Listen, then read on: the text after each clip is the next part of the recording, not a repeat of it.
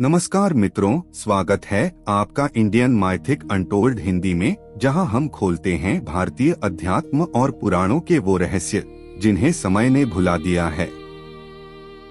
महाभारत के युद्ध से पहले जब बर्बरीक अभी युवा अवस्था में थे और अपनी साधना पूरी कर रहे थे, तब एक घटना घटित हुई जो इतिहास में बहुत कम दर्ज है। यह घटना उनके विवाह से जुड़ी है।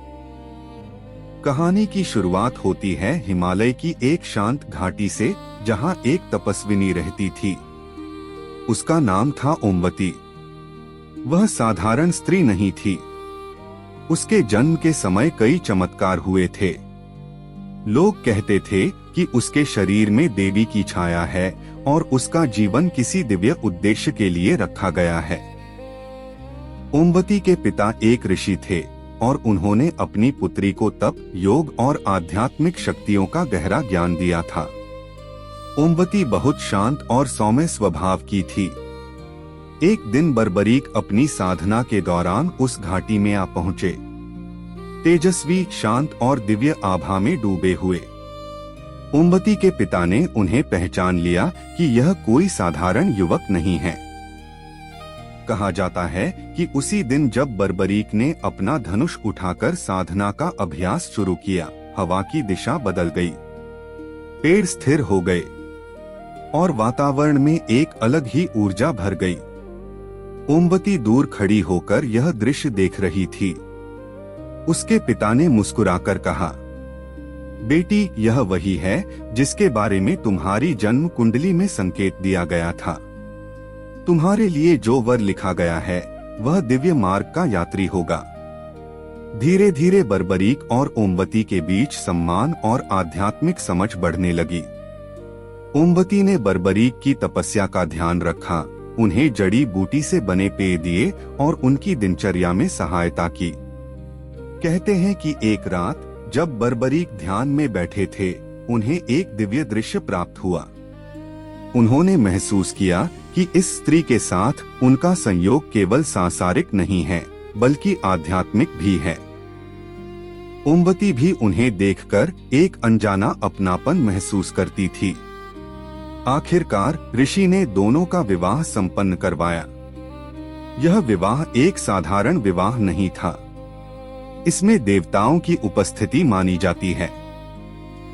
विवाह के समय वातावरण में एक धीमी रोशनी फैली और पास के हर फूल ने अनोखी खुशबू छोड़ी।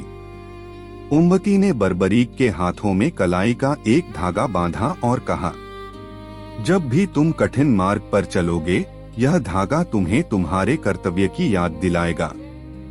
बर्बरीक ने भी प्रतिज्ञा की कि वह जीवन भर धर्म के मार्ग पर ही चलेंगे और ओमवती का सम्मान करेंगे। कुछ ही समय बाद बर्बरीक को समझ आ गया कि उनका मार्ग युद्ध और धर्म की रक्षा का है।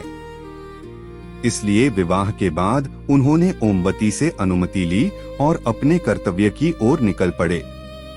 कहानी यहीं सबसे भावुक हो जाती है।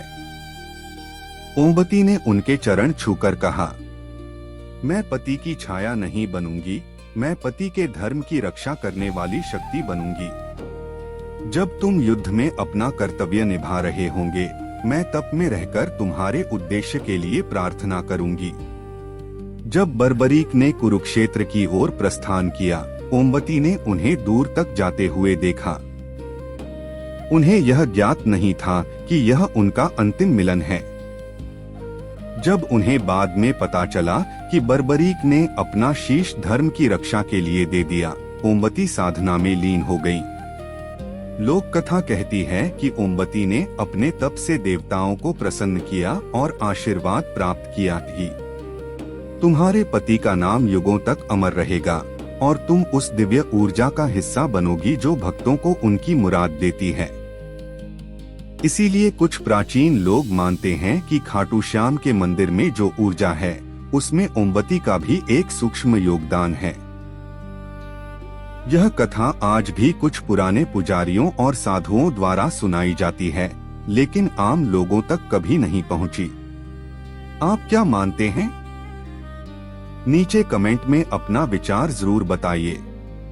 अगर आपको यह रहस्यमयी कहानी पसंद आई तो वीडियो को लाइक शेयर करें, चैनल को सब्सक्राइब करें और ऐसे ही अनसुने पौराणिक रहस्यों के लिए जुड़े रहें। इंडियन माइथ अनटोल्ड हिंदी के साथ।